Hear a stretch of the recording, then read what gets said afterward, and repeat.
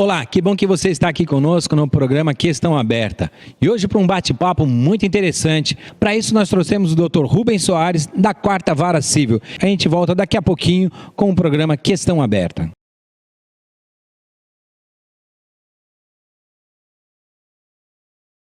Bem, estamos de volta no programa Questão Aberta, num bate-papo sobre tributação. Nós vamos entender um pouquinho sobre isso, né, Monique? Isso aí, a gente está aqui, né, com o juiz da 4ª Vara Civil de Campos, o doutor Rubens Soares, e a gente vai falar um pouquinho sobre o sistema integrado de processo tributário, né, doutor? De repente a gente fala assim, parece uma coisa meio complexa, e para quem é leigo assim como eu, parece, o que é isso? Processo tributário? Como é que é? Então eu queria que o senhor começasse explicando para quem está nos assistindo o que consiste isso, o que é esse processo tributário.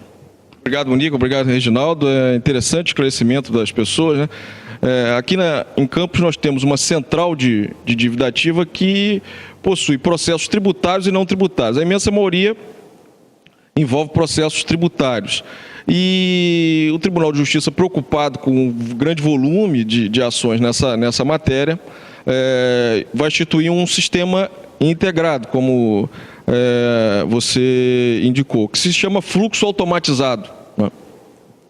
Esse processo vai acarretar a automação de todas as etapas de uma ação na central de dívida ativa. Esses processos serão todos virtualizados e caminharão pelo sistema de informática. Isso quer dizer que esses processos vão caminhar agora de uma forma mais rápida. Exatamente. E, inclusive, para não só baixarmos o número de ações, que essa é a ideia, inclusive, em cumprimento às metas do CNJ, combater também sonegação, a celeridade processual, Esses processos ficavam muito tempo sem um andamento efetivo, o volume impede que a Justiça tenha uma equipe de 40 pessoas, 50 pessoas envolvidas só com esse tipo de ação. Temos outras competências também, inclusive com situações emergenciais nas varas cíveis, famílias, juizados. E o sistema veio a contribuir para a agilização desse processo. Doutor, quando o senhor fala sobre integração de processo, o que eu posso entender sobre isso? Por exemplo, é IPTU, IPVA, quais são esses processos que você, quando comenta, você tenta explicar? A Central de Dívida Ativa trabalha com execuções fiscais, que são ações movidas pela Fazenda Pública, o Estado, ou o município, em face da pessoa física ou jurídica por débitos tributários. A imensa maioria, talvez mais de 90%, envolve os débitos de IPTU. Há também débitos de IPVA, de ICMS ou de ISS por pessoa jurídica. Deve ter pouco caso lá, deve ter uma coisa de 2.000, 3.000 processos, é isso? 70 mil ações. 70 mil ações à disposição da Justiça. Já ajuizadas, já no fórum. Ou seja, não estão ainda nas procuradorias, não são ações que vão chegar, são ações que já tramitam no fórum. Qualquer consulta, por exemplo, a esses nomes, uma certidão negativa que a pessoa precise, no momento que ela for retirar, já vai constar lá uma anotação de uma execução contrária a essa pessoa. Então quer dizer que eu tenho um imóvel, eu deixei de pagar lá o IPTU, certamente que eu vou receber uma notificação. E aí eu fico assustado porque, eu não me lembro, ou estou aguardando normalmente, no final do ano sempre vem aquele refis que eu posso negociar. Esse processo entra para botar um fim nessa história também. E uma dívida de IPTU, infelizmente, é uma coisa que as pessoas acabam, acho que, relaxando um pouco, priorizam outras coisas e acham que aquilo ali vai ficar rolando, não vai dar em nada. Não, exatamente. A razão de ser desse processo mais eficiente para a tramitação das questões tributárias envolve muito isso. Há, infelizmente, uma cultura em que as pessoas compram um eletrodoméstico e fazem o pagamento rigorosamente em dia, porque tem o receio de que serão negativados por aquela empresa que vendeu ali um ventilador ou uma TV, mas a questão tributária fica em segundo plano. O débito do IPTU da casa, fica em segundo plano, aguardando que aquilo fique paralisado, que não seja cobrado, ou que haja um refis que aqui, para esses processos ajuizados, não há nenhuma previsão e nem autorização. Inclusive, o nosso entendimento é de que esses refis contínuos têm contribuído para essa cultura do não pagamento dessas dívidas tributárias, gerando esse volume de ações, né? Porque as pessoas têm essa ideia de que isso nada vai acontecer e todos os anos nós recebemos ações envolvendo, às vezes, as mesmas pessoas, né? Os mesmos tributos que não foram pagos em exercícios anteriores continuam a não ser pagos. Vai virando uma bola de neve, Exatamente. porque acaba não sendo prioridade. Exatamente. Inclusive, dentro desses impostos, até IPVA também, eu não paguei. Não, são poucos casos, mas há a inscrição de dívida ativa de débito de IPVA. Imaginemos, eu tenho um automóvel e sei que lá no início do ano há o recolhimento do IPVA. Ou estou pensando em vender o automóvel, ou então o automóvel está em nome do meu pai que faleceu, ou então vou esperar vender para fazer o pagamento, e aquilo acaba passando de um exercício para o outro, né? Esse débito é inscrito na dívida ativa, aí já a Procuradoria do Estado, né? E é encaminhado para o fórum numa ação chamada execução de dívida ativa contra aquele titular do automóvel devedor do IPVA. Tem alguns casos, né? A maioria é IPTU, mas tem alguns casos envolvendo também o IPVA.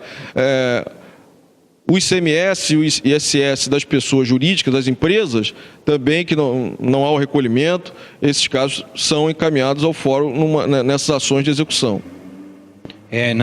São informações que muitas vezes nós nos acomodamos, porque, é o que a Monique falou, IPTU, IPVA a gente deixa lá para frente, no finalzinho do ano, 13º a gente consegue pagar. Mas você acaba de falar também que há uma responsabilidade também do município ou do estado em também manter suas contas em dia com o munícipe, no caso, né? Ele pode ser também chamado para fazer um pagamento, né? Eu pude entender assim. Negativado também o CNPJ do município, algo assim? Então, a ideia de que esse processo tramita é exatamente para que contribua, para que o município também, com essa arrecadação, preste seus serviços públicos, né? Quando o município é devedor de uma obrigação, a gente tem, de certa forma, uma facilidade maior de cobrança, porque o município tem as contas do orçamento, né? E aí nós podemos fazer a requisição de valores para cumprimento de obrigações que o município deva em relação ao cidadão, como se o valor for mais elevado, encaminhamos ao tribunal, que se chama precatório, né? Às vezes as pessoas conhecem esse nome, né? Para que o tribunal, na virada de exercício, faça o bloqueio do orçamento daquele ente público para pagar essa dívida judicial. Nos valores mais altos são pagos através de precatórios, os valores mais baixos através dos bloqueios que nós chamamos de requisição de pequeno valor. O município tem 60 dias para recolher, se não fizer, nós fazemos os bloqueios. A ideia também de fomentar o recebimento dos créditos que o município tenha a perceber, no caso tem essa finalidade do município ter recursos para também cumprir as suas obrigações e prestar seus serviços. Agora, voltando aqui à pessoa física, o que a pessoa que tem alguma dívida com o IPTU, com o IPVA, com o DETRAN, o que essa pessoa precisa fazer logo para que ela não possa ser inserida nesse sistema? O sistema integralizado, a gente chama de fluxo automático, né, de ações. O que ele vai gerar? Ele vai gerar uma virtualização dos processos, ele vai caminhar com os processos pelo próprio sistema, sem a presença de um servidor para fazer um documento ou para encaminhar um documento, ou seja, o sistema vai fazer tudo. Esse sistema vai estar interligado, por isso a gente fala em sistema integrado com outros sistemas de órgãos públicos, por exemplo, o Banco Central, a Receita Federal, o DETRAN, os cartórios de protesto, SPC, Serasa, né? Os sistemas vão estar integralizados, de modo que o sistema do tribunal, a partir do momento, e inclusive Correios também, né? O sistema do tribunal, a partir do momento que inicia o fluxo da ação, ele vai sem a presença do servidor, por isso que vai ser muito mais ágil, não precisa do servidor fazer um documento de cada vez, né? Ele vai requisitar os dados e requisitar também os bloqueios daquele valor para a garantia desse débito diretamente aos órgãos ali conveniados, digamos assim. Por essa razão da necessidade de orientação das pessoas, de que a situação de paralisação desse processo não existe mais. Esses processos vão caminhar em fluxo automatizado. Isso é uma deliberação do CNJ que identificou muitos processos paralisados nessa matéria. Os municípios e estados estão sendo também instados, ou seja, notificados a contribuírem com esse andamento, e a ideia é reduzir esse número de ações para que nós possamos, com os nossos servidores, trabalhar em outros casos também urgentes, né? A solução, não é, para quem aguarda uma notificação de débito, né?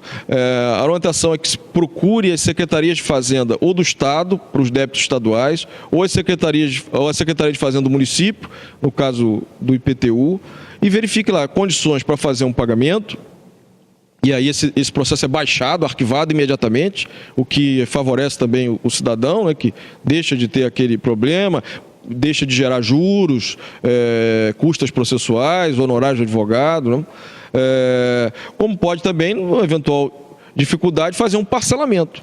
E nós suspenderemos o fluxo automatizado. Que com certeza é a melhor opção, né? É a melhor opção. É verdade. E eu vou fazer o seguinte, eu vou dar uma corridinha agora, vou lá em casa, vou dar uma olhada como que estão as minhas questões de impostos, a gente vai dar um intervalo, eu vou em casa, volto rapidinho e a gente continua no programa Questão Aberta. Até já.